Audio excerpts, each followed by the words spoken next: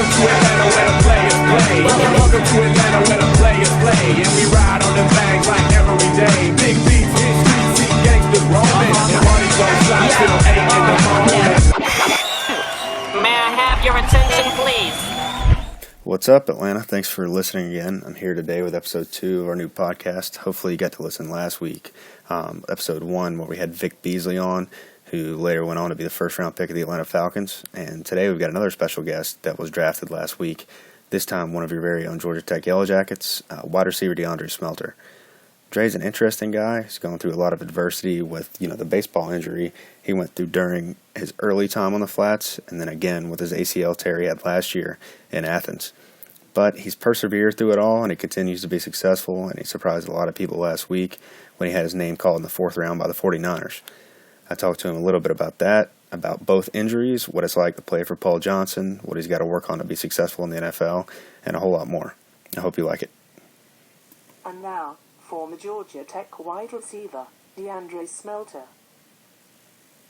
What I want to first talk about was, everybody knows the story about you coming to Tech to play baseball, and then, having an arm injury, and then choosing to play football after that. What did you learn from that experience, and do you think that's helping you now as you recover from your ACL injury?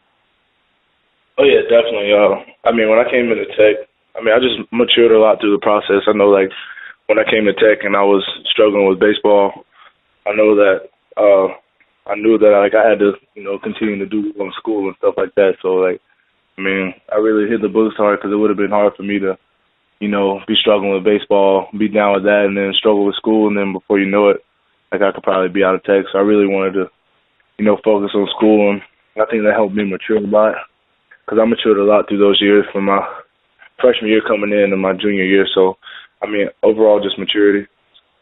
So how good do you think you could have been if you hadn't had arm injury? You'd have stuck to baseball. Me, honestly, I think I could be, pitching in the big leagues. I had a really good arm.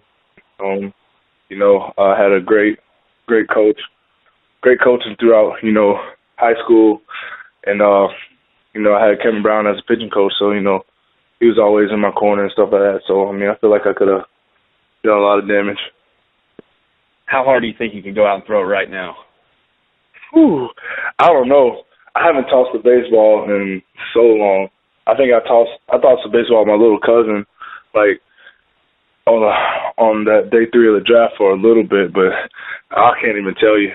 I would like to say maybe probably mid-80s, high 80s. So, what'd you top out when you were playing, about 95?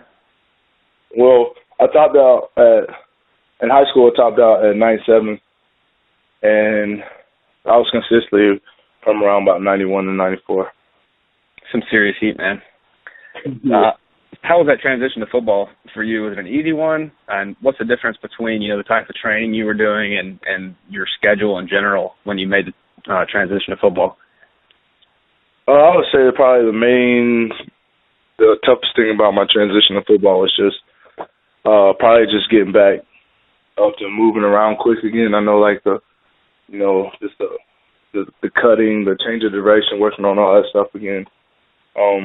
So other than that, the training helped me out a lot. The guys at Tech did a good job of, getting me ready and helping me make that transition. And then everything else was just getting on the field and making plays. So when you made the decision to come to Tech, was it mostly, the college in general that lured you, or was it, the actual baseball program itself? And if you had to have committed somewhere to play football, would you have considered Tech with it being an option system? Well, coming in, when I got recruited out of Tech, I was recruited to play a safety. So I wasn't recruited to play wide receiver coming into Tech. But, I definitely would have considered Tech even without the baseball for football because, even back then I was considering coming to Tech and play football. It was I had my better visit at Tech, even back in the day. So when you started playing football, did you expect to make the kind of impact that you did, or were you just kind of happy to have a sport, that you could play since you were, hurt for baseball, or were you just kind of happy to be on the team? Because for me, I was, kind of like, this guy's a baseball player. It's a cool story. But to be honest, I was kind of worried that, one of the guys on the top of the depth chart wasn't necessarily brought here to play wide receiver, but then all of a sudden you get on the field and you start making plays. I mean, yeah, my main goal, what I wanted to do, my main goal was to be able to travel with the team, Right. So going into my first year, that was my main goal. I just wanted to be able to travel with the team, go wherever they go, just to be able to make the roster, So, right. But then after a while, like after my first couple 7-on-7s and stuff and actually working, and I felt like that I could, make an impact. So then your first year, you had a good year. You had 345 yards, 4 touchdowns, which isn't huge, but, for a guy on an option team, your first year on the flats is pretty darn good. But then after that, going into your junior season, what were your goals for your senior year? And did you think you could make, an NFL roster a year later? And what kind of things did you have to adjust after your first full season back, playing D1 football?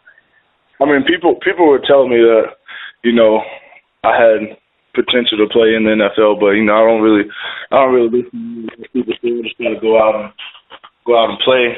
Probably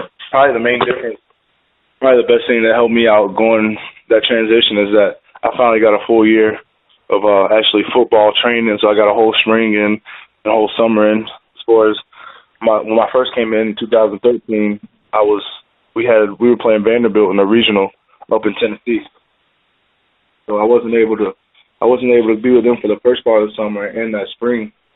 So when I quit baseball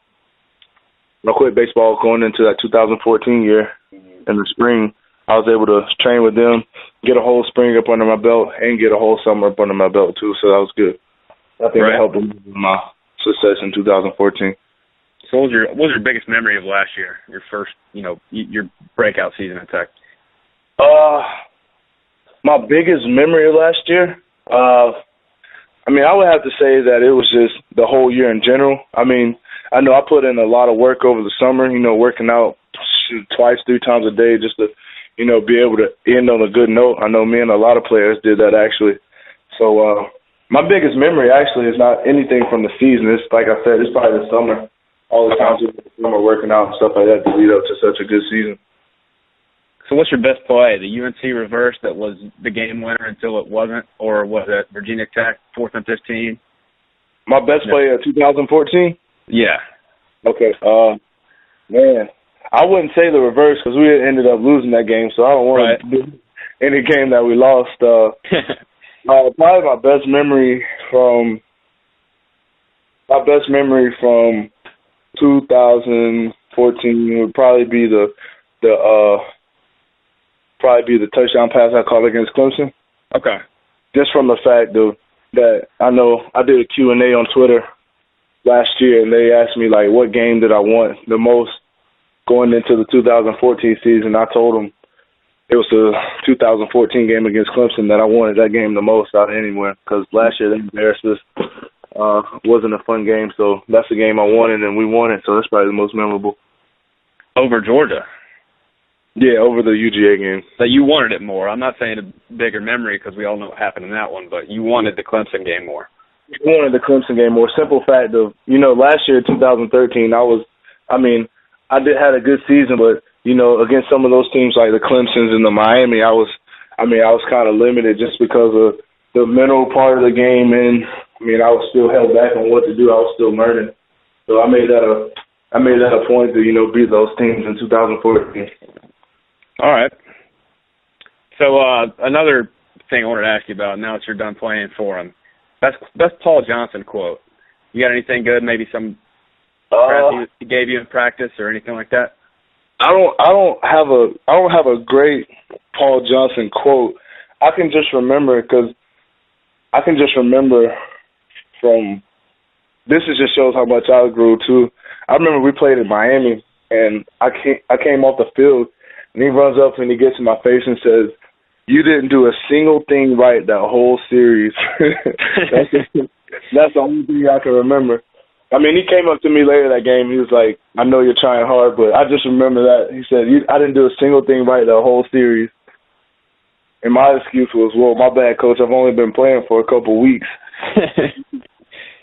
So is he tough to play for? Give us a scoop on him. I mean, I know he expects a lot out of you, and he's a little rough around the edges, but the thing about Coach Johnson is that he's going to keep it real with you. Like, he's honest regardless. And the thing is, I always have a respect for him because he gave me a chance to play when I hadn't played football for 4 years. You know, so I'll always have that mutual respect for him. As far as coaching, I think he's a great coach, especially when you get a team like this year that actually is buying into what he's preaching, because I know a lot of people hate it, but, I mean, it wins games, so you can't say anything about it. Absolutely. Who's the toughest DB for you to go up against in practice? Was it DJ?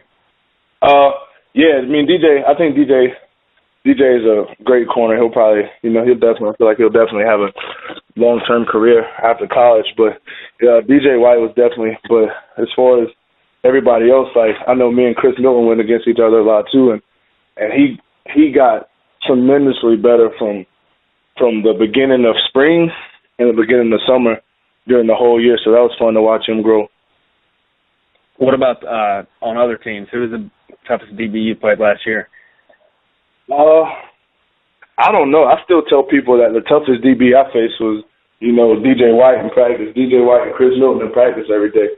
Probably from the fact of, we go against each other every day. They know what I like to do, so they know. So it's constantly adjusting. So that helped, me and Darren out when it came to game time.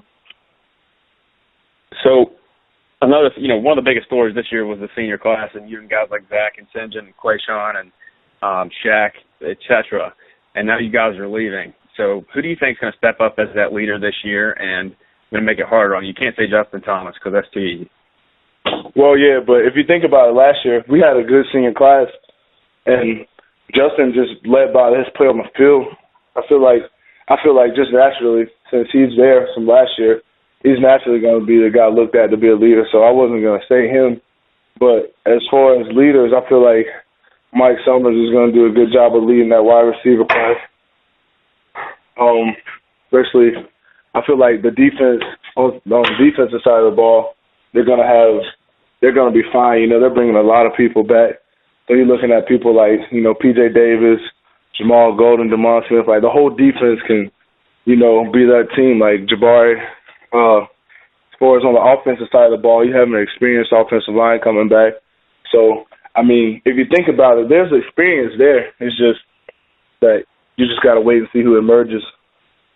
So going back to Summers, somebody's going to get island coverage with the, option bringing 8 men in the box. You think he'll be able to, really shoulder that load as the guy on the outside who's going to get a lot of the balls and a lot of the one-on-one coverage situations, or do you think it's going to be a committee thing with him and maybe Ricky June or maybe one of the freshmen?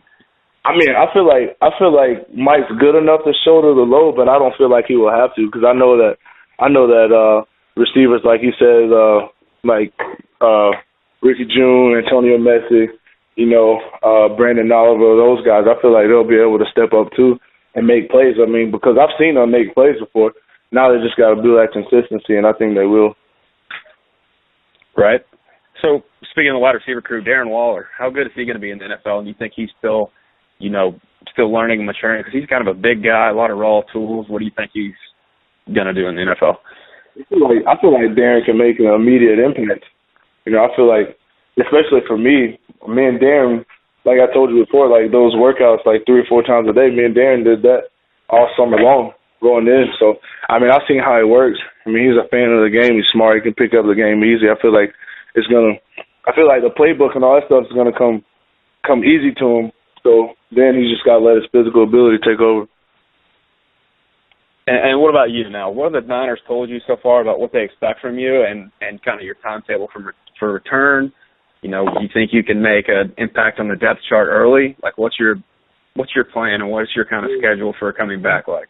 I mean, we haven't talked about anything about my plan right now. As far as football-wise, my plan is to rehab as hard as I possibly can and get back. And then, I mean, I'll have more on it when I get out there on Monday. But as far as my plan right now is to just, rehab hard and do what they tell me to do.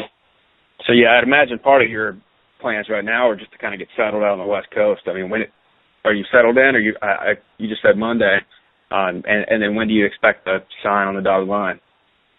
I mean, I guess I'll figure it out when I get out there.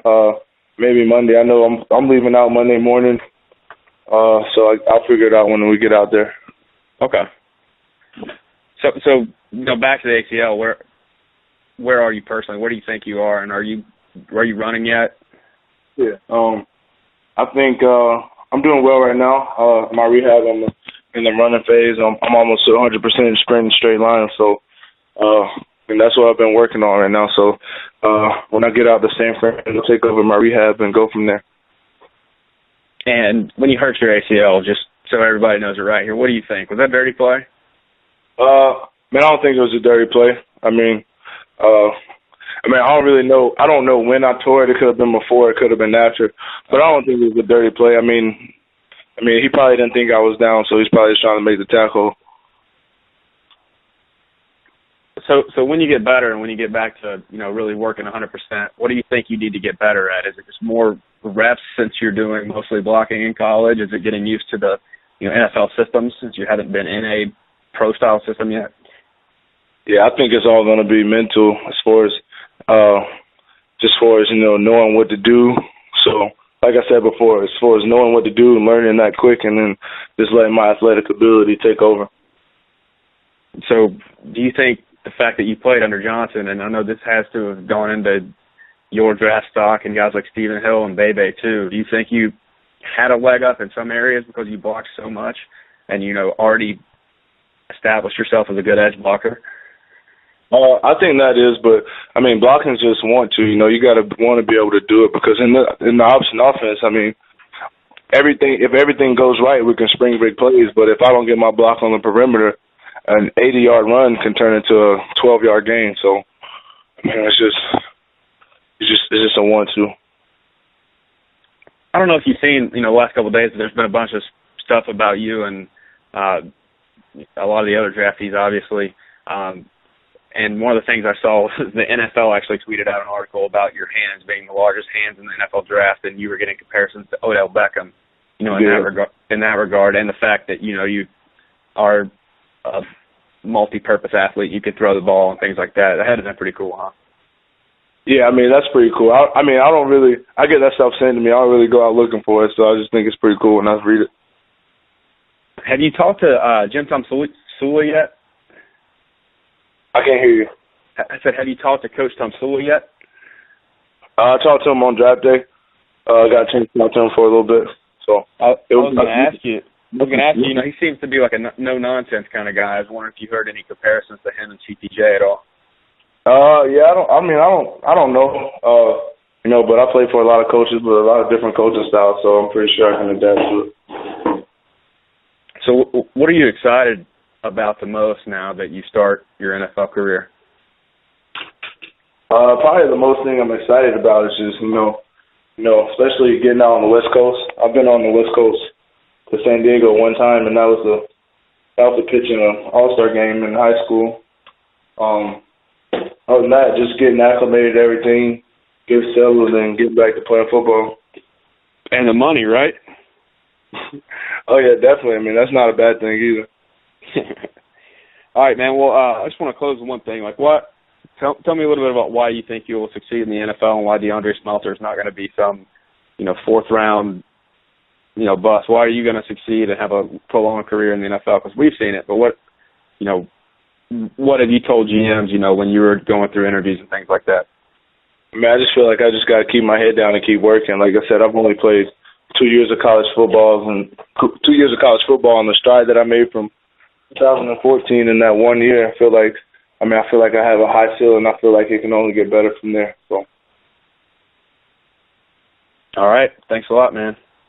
Yeah, no problem. So good stuff for number 15, one of the 3 Georgia Tech draftees this year, along with Darren Waller, who went to the Ravens in the 6th, and Shaq Mason, who was taken by the Patriots in the 4th. I think all 3 are in great situations with solid franchises and systems that seem to fit their skill sets, so I think there's a great chance we see them get quality action sooner rather than later. At one point, Smelter could have been a second-round pick before he got hurt against Georgia, so assuming he heals up well, he could be a steal by San Francisco. He's He's got all the measurables, makes all the catches, and knows a thing or two about coming back from injury. So thanks again to DeAndre Smelter. Follow him on Twitter at Dre_Zilla21, and stay tuned for future podcasts. And when your fantasy draft comes around this fall and you're looking for a late round sleeper, don't forget about Dre. See you next time.